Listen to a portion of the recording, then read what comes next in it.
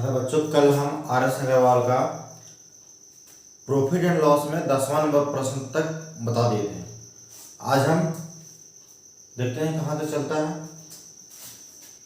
तो 11वां नंबर प्रश्न कहता है कि एक वस्तु को 996 में बेचने पर प्राप्त लाभ तथा उस वस्तु को 894 में बेचने से हुई हानि दोनों समान है। जब याद रखना, कल हम बताए थे किसी वस्तु को x में बेचने पर प्राप्त लाभ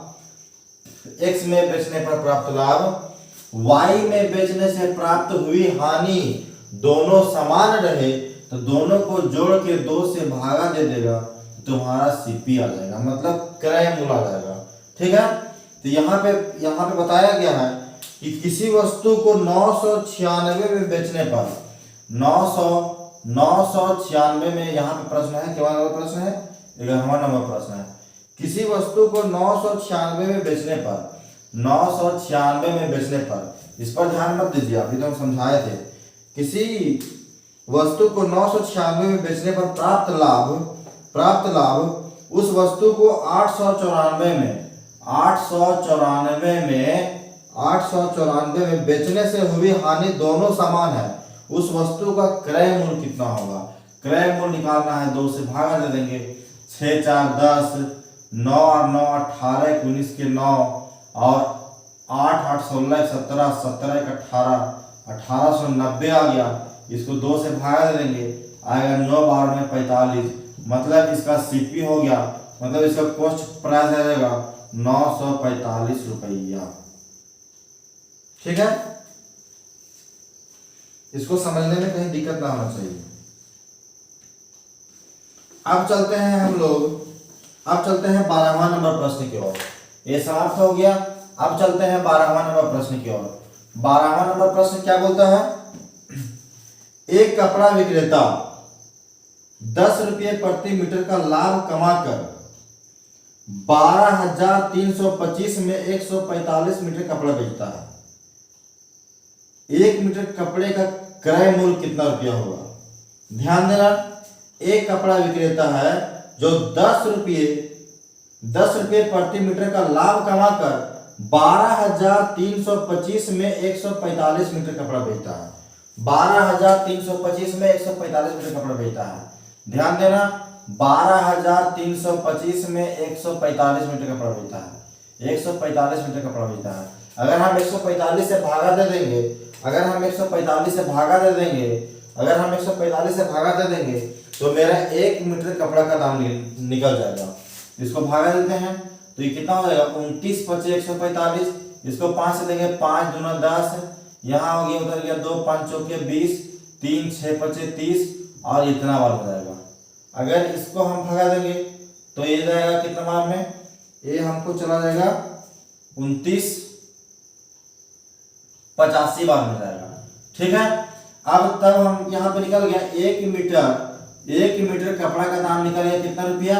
85 रुपया। 1 मीटर कपड़ा का दाम कितना रुपया आ गया? 85 रुपया। जब 1 मीटर कपड़ा का दाम 85 रुपया आ गया, वहां पे बताया गया कि प्रति मीटर एक कपड़ा विक्रेता 10 रुपये प्रति मीटर का लाभ कमाकर इतना में बेच रहा है। 10 रुपये का लाभ कमाकर इतना में बेच रहा है, तो कपड़ा का रियल रेट कितना होगा? उसमें से 10 रुपये हम घटा देंगे, मतलब 75 रुपया कपड़ा का प्रति मीटर कपड़ा का दाम होगा। ठीक है, ये आपका 12वां नंबर प्रश्न बन गया। अब चलते हैं हम 13वां नंबर प्रश्न की ओर। 13वां नंबर प्रश्न क्या होता है, देख लेते हैं एक बार। 13वां नंबर प्रश्न है कि एक वस्तु को किसी निर्धारित मूल्य पर बेचा जाता है। उस मूल्य के 2/3 पर बेचने से 10% की हानि होती है। आरंभिक निर्धारित मूल्य पर बेचने से उसे कितना प्रतिशत लाभ होगा? ध्यान देना, किसी वस्तु को निर्धारित मूल्य पर बेचा जाता है। ठीक है, उस मूल्य के 2/3 पर, उस मूल्य के 2/3 पर बेचने से 10% का हानि होता है, मतलब 90% में बेचता है।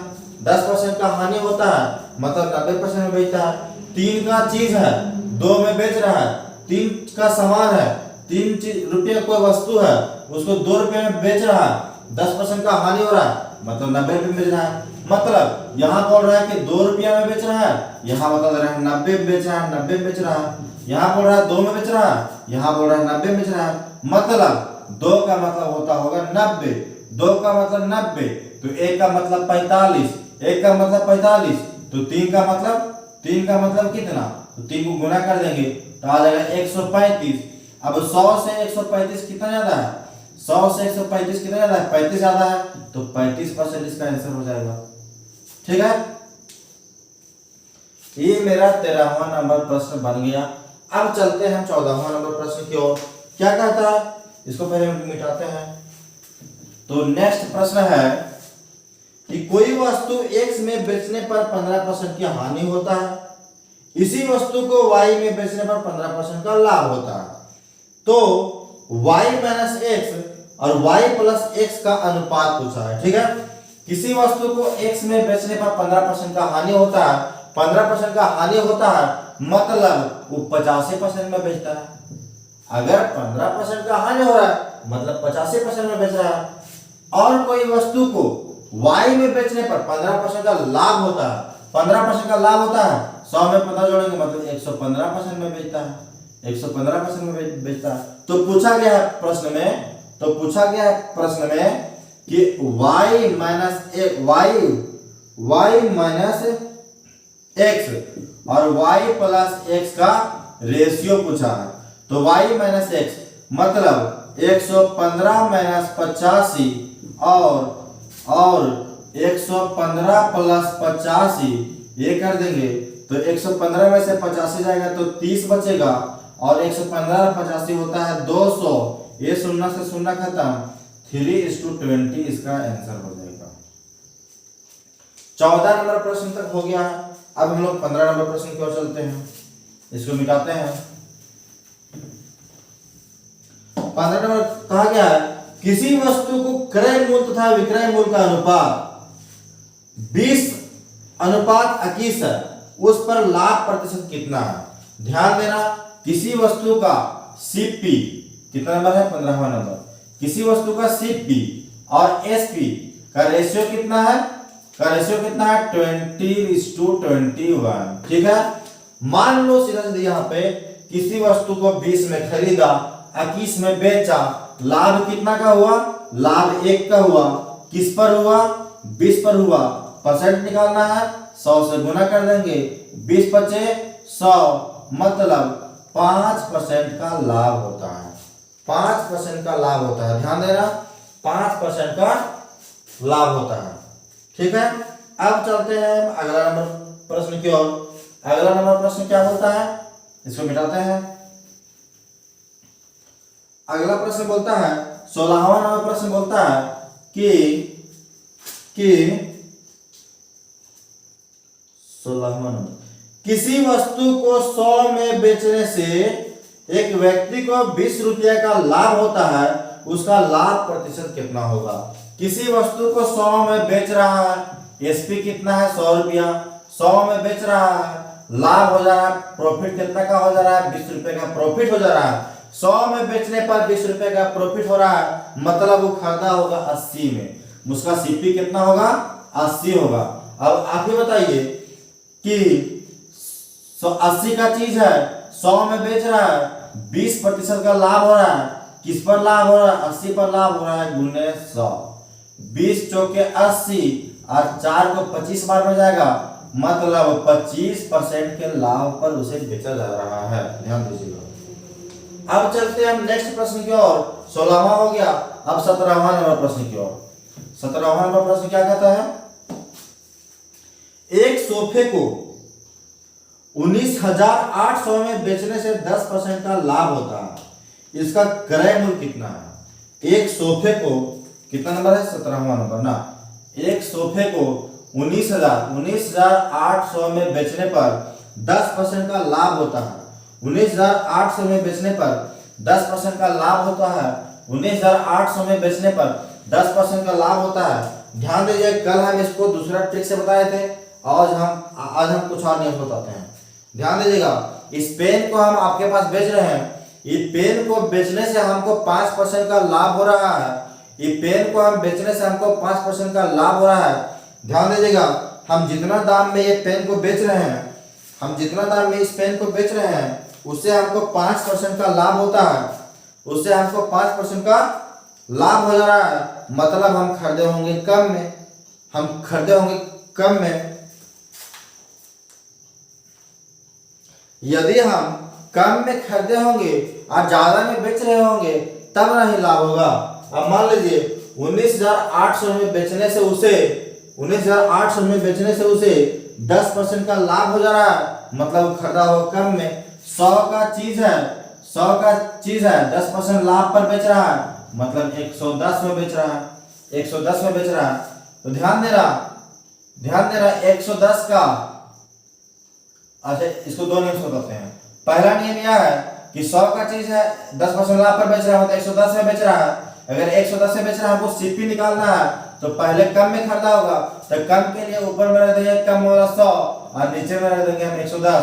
ये से ये खत्म, 11 एकम 11 कितना हो गया, 11 8 88, यहाँ पे डबल जीरो, मतलब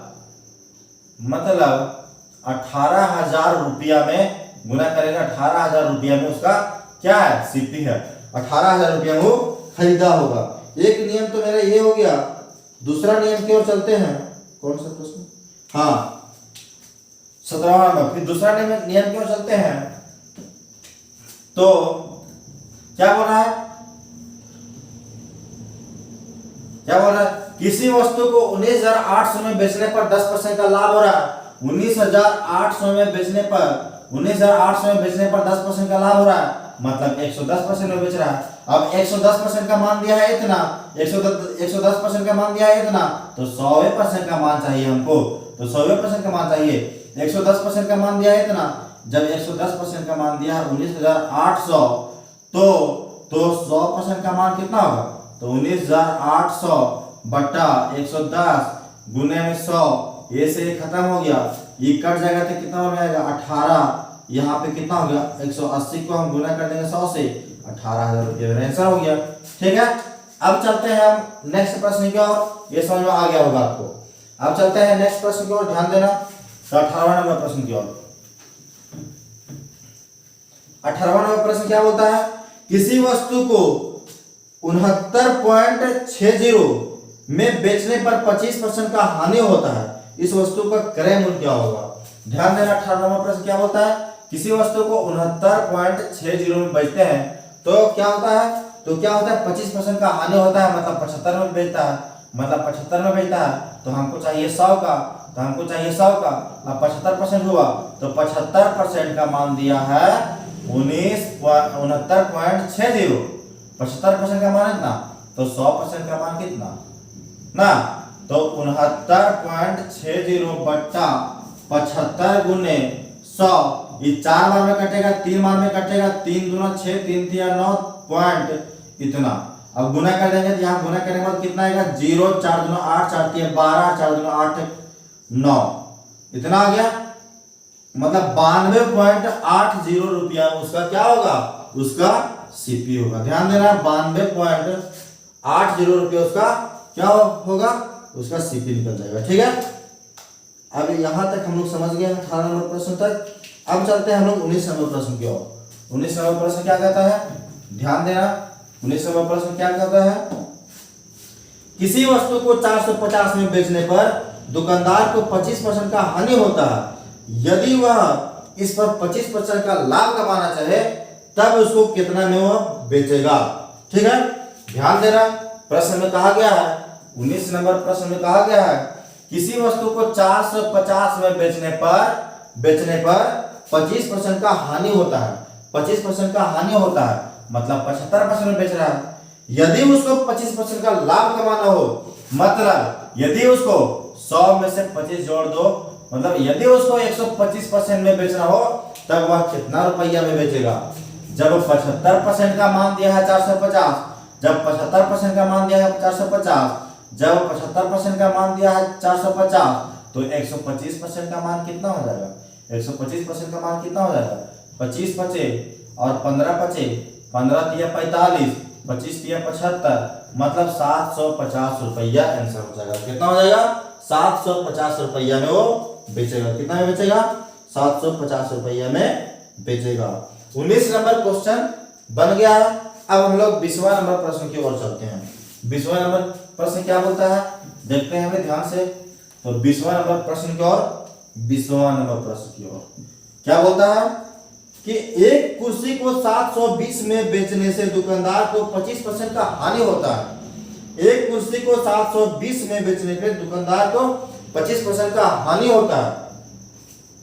वह इस कुर्सी को कितने में बेचे कि उसे 25% का लाभ हो।